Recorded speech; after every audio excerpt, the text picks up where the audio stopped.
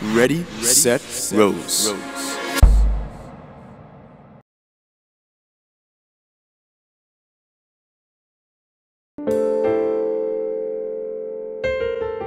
सावन भी तो जाए पहरवा, सावन भी तो जाए पहरवा, मन मेरा घबरा.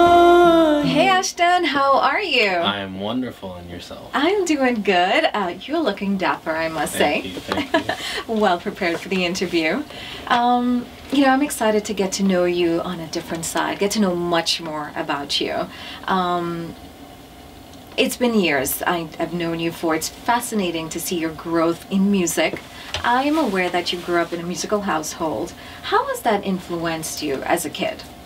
Well, as a kid, my dad, he always played records nonstop, from Nat King Cole to Muhammad Rafi, Ravi Shankar, you know, and hearing that nonstop as a kid, going to sleep, and it's being like, it's sunk in me, you know, like it was inevitable for this stuff to happen.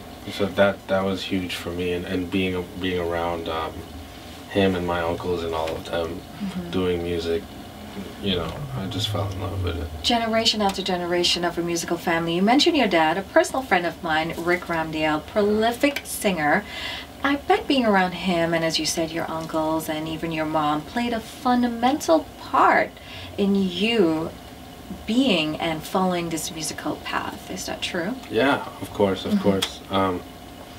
You know, my dad always held my hand throughout the way, and since I was like 5, he always saw something in me. I remember he used to take me to the temples and when there's around, and I used to get upset when I would hear people doing music the wrong way, and I would come and get mad. You knew. Yeah, at an age like that, and he was like, this kid's got something, you know, he knows what he's doing, he has good ears and everything, and you know, he always held my hand. I remember also my dad, whenever he had somewhere to perform, he would try to do something with me. He would try to bring me on stage, or he would introduce me to all these people.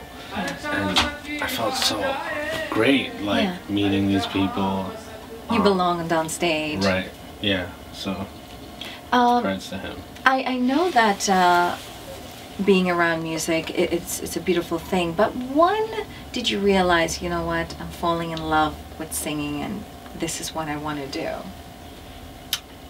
When my dad in 2004, they did an album with his record label Fusion Records, and during that time they had the studio. The studio was in Queens Village, and I would go there every weekend with him to do his thing when he was doing his thing.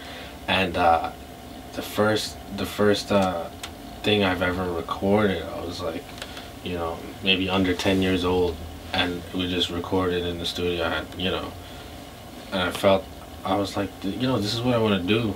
I was writing songs since I was like 8 years old, and you know, that was it. That place and being around that was when I fell in love with it. And I also understand that in middle school you acted in a lead role playing Sky Masterson. Yeah. And the name of the play is Guys and Doll. Yeah. Would you say that is sort of the catalyst into you entering the musical world when you were on stage being this lead character? Yeah. You felt comfortable and you knew, hey, I want to pursue this. What was that experience like? It was the first and actually not the only time, but one of the few times that I've acted. The acting part I enjoyed a lot. I was the lead role, and the choices of the compositions were all, you know, Frank Sinatra that I was singing, and you know, I loved it, and it was the first time I really learned how to perform. And there's a huge difference between performing and being a talented singer. Right, right. So that was the you know, the primitive source of all of that for me. That's very interesting. And I've seen your Instagram tease videos, only 15 seconds, darn it, they're allowed. Unfortunately, but it's enough to make us want coming back for more. And I know your musical repertoire consists of Bollywood, R&B, classical. How would you describe yourself as an artist? I could never constrict myself, you know, doing one thing. You know, from so many other things I was introduced to, from bhajans, you know. There's a folk style of singing from Guyana that our ancestors brought from India called Tan singing, or classical singing as Trinidadians call it. You know, that had a big influence on me too. The Indian classical music, you know, Western classical music, opera, all of that stuff. I could never feel in one place. I'll feel stifled. You know, like, for me, music is so much more than just doing one thing. Do you have a favorite genre to sing? I don't. I have a different love for each one of them. It's like asking you each one of them. You know, if let's say fast forward, you're a father and asking you to choose your favorite child, maybe. Yeah. Okay. Like there's times on a you know, on a morning where I'm getting ready for school where I'll put on Hari Om Sharan, and that'll put me in the zone right there. Or I'll put on, you know, one day I'll put on that, one day I'll put on Ray Charles, Luther Vandross, Muhammad Rafi. Oh, you go way back. So, and all of the friends that I hang around, like, none of them listen. They all make fun of me because I listen to music that's from years ago. But, you know, that's me. I could never stay in one place, you know? You mentioned Tan music, and the very first time I found out about Tan was from your brother Nirvan. He was about to perform it on stage, and then he explained it to me, and that was great to find out a little bit about Tan. Tell us a little bit about Tan music. Tan singing came from Bihar, India, and it was brought to Guyana.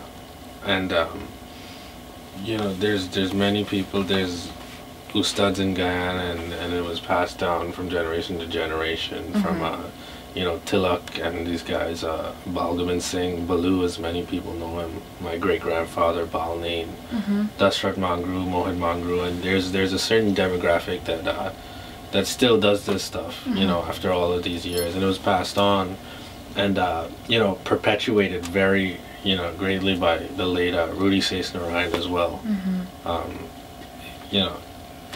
You know, credits to those guys. Those guys are pioneers, and they did great as well. And you had a great footsteps to follow in. Yeah, my dad, you know, he took us to many places and outings, listening to that genre of music, and we were always there, and you know, around with Uncle Rudy and Uncle Putsy, you know, rest in peace. But we were always around, and I was always so fascinated by it, and I ended up doing that, a little bit of that too.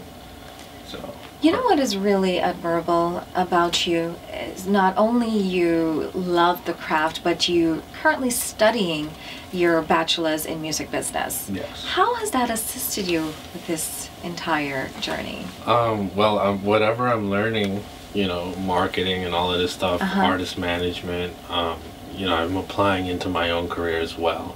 And, you know, I also want to get into the music business world and the industry as well, on, you know, on a business standpoint. But, you know, the people I've met, the musicians I've met, you know, my professors and mentors, you know, I give huge credit to all of them. And it's influenced me. It continues to influence me every day. Every day. Yeah. I saw your music video, More Saya. Am I pronouncing that right? Yeah. Okay. Good job. Tell us what was your inspiration behind that particular song, why you chose that song, and also I noticed your uncle Surinder, who's also your manager, in that video, and his daughter as well. So I want to know all about that music video. Well, More Saya, I was in Florida. I think I went and booked a ticket just to go and hang out. I needed some time away from our side here. And we were just up late. It was like maybe 2 in the morning or something like that. And we were like, you know, we were really high on music, the two of us, myself and my uncle. And, you know, we just started recording, and it was a natural thing. And we said, let's cover this. And that's how it came about. It was like a mutual love between the two of us, and something we wanted to share. with the world, and people are loving it. I saw great comments on your YouTube. I got a few video. dislikes as well. Well, that's expected, you know. It will happen, and for whatever reason, maybe they didn't like your hair. Who knows why they're disliking it? I doubt it's the voice, but it's inevitable. But you know, we tend to focus more on the positive aspect, and it's great to see that collaboration with your uncle, who is, as I mentioned, your manager, Surrender, his daughter. What's her name?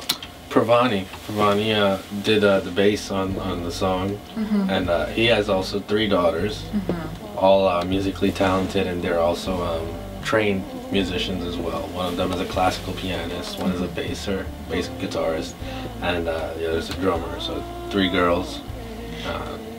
That's his pride and joy right there. Well, Ashton, I follow you on Instagram, and I see your 15 seconds video. That's all Instagram allows. You should upgrade that. I encourage you to do that. Keep it coming. Us as the audience, enjoy it. We want to see more. 2 of your latest videos that you did was Work by Rihanna.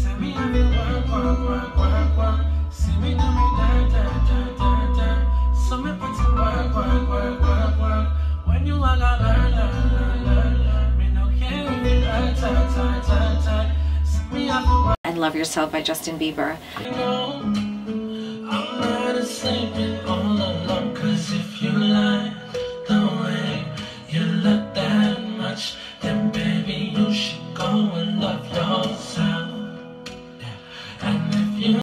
How do you choose cover songs, and is there any particular one that you're going to do for us soon that you really want to do? Well, it's either one out of the 2 things.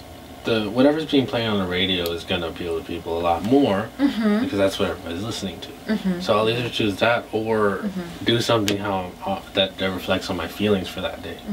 So one day I'll feel like singing Muhammad Rafi songs, or Adnan Sami, and the other you'll feel like John Legend, or you know, Trey Songz, or these guys. It's however I'm feeling on that day reflects on my musical the mood. Yeah. It all depends on the mood. Yeah. What song are you feeling right now that's being played on the radio? I'm feeling Justin Bieber, Love Yourself. Yeah, that's maybe my favorite being played right now. Oh my gosh, Yeah. High five! We're both feeling the same thing. You know, sticking to pop music, I wanted to share something with you and get your take on it. Okay. Taylor Swift once said in a Barbara Walters interview that if a guy shares his experience in writing, he's brave. If a woman shares her experience in writing, she's oversharing and she's over-emotional or crazy. What are your thoughts on her statement? I mean, maybe she's right. Maybe that's right for Taylor Swift. But it's not wrong for females to be brave as well when writing music, and you know, vice versa. You know, maybe guys are over emotional sometimes when writing music. Maybe that's what's going to be a good song for them, or a brave song. It's however you're feeling. You know, music is all feeling. It all derives from feeling however you feel. That's how my take on it. Okay, and you as a writer yourself, what are you currently working on, and what can we expect from you? Currently I'm working on, we're trying to, my producer and I, we're working on fusing pop, R&B, and Bollywood music. And that's what we're working on right now. I'm also writing a bunch of R&B songs, you know, and every week I try to make time to do that stuff, and all of that stuff is coming pretty soon. So. Where do you get your influences for writing? Everyday life, or your personal, family? It used to be that. It used to be that, but the more I wrote, I found out that if you give me a subject randomly, I could write about it and put myself in that perspective, or put myself in someone else's shoes, and I'll be able to write about it as if I'm going through it. You know, give me a topic and I'll be able to write about it. Like, that's what a songwriter is. You don't have to be going through something. Sometimes the better songs are those that are actually coming from your personal experience as well, but it doesn't always have to be. So that's it for me. I can definitely feel that, and then when you sing it or when you write about it and you put it down on paper, you can, once it's real, I feel like the audience can connect with you. Yeah. Is there anyone on your list who you would love to collaborate with? Yeah, I would love to, you know, someday work with this. I'm setting the bar pretty high, but work with P. Diddy one day. That's my inspiration. You know, that guy. I watch his stuff, his motivational videos, documentaries. There's one of the most hardworking individuals in the music industry. And there's other guys out here in our community as well. I always want to work with, you know, Pernash. We're very good friends. I would love to work with him sometime. There's an R&B artist that I sing with in an ensemble I'm in Jersey. Asha Juba. She's an amazing, one of the best female vocalists I have ever heard, and hope to do something with her soon as well. Well, when can we expect a release from you? Within the next few months, maybe April. Okay, and are you already working on it? Is it going to be sort of love on the love side, classical, Bollywood, R&B? Yeah, actually, it's funny you said that. We're everything you just said. We're trying. Oh, you're fusing it. Okay, Richard producer. Yeah. Well, Viras, it is a treat for you because Ashton is all fired up and the keyboard is on, as you can tell, and he will be doing something live for us. Maybe a song, maybe a melody, who knows? But he's going to surprise us. So enjoy it. And Ashton, I want to say it was my pleasure and honor to have you in the hot seat. Likewise, thank you so much. And get to know much more about you. I want to wish you all the best, great luck, and I'm rooting for you all the way. Thank you. All right, let's do this.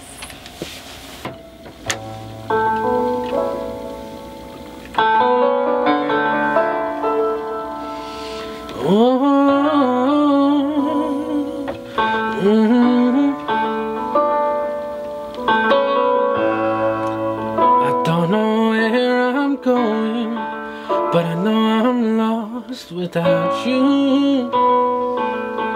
Without you. And all I do on these sleepless summer nights is think about you. About you. I don't know what went wrong. Stuck here writing poems and meaningless love songs. I hope that it brings you joy that you left me all alone, playing with my feelings, 'cause you're unsure of your own. So why can't you see what you're doing to me? I just don't know who you are anymore. Oh, you caught me by surprise. It hurts me so damn much inside. Now I don't wanna love anymore. No, I don't wanna love anymore.